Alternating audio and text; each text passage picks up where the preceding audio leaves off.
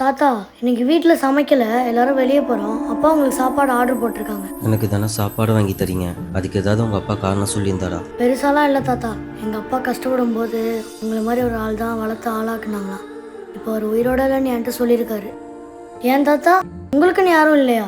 இருந்தாங்கப்பா, ஆனால் இப்போ யாரும் இல்லை.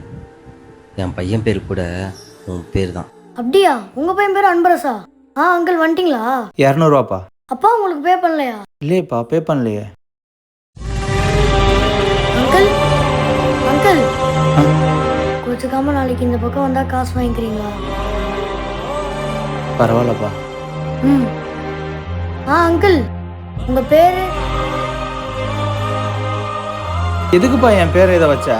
என்னுடைய ஒத்துமொத்த அன்புக்கும் நீ தானப்பா அரசன், அதான் உனக்கு இந்த பேர் வச்சேன்.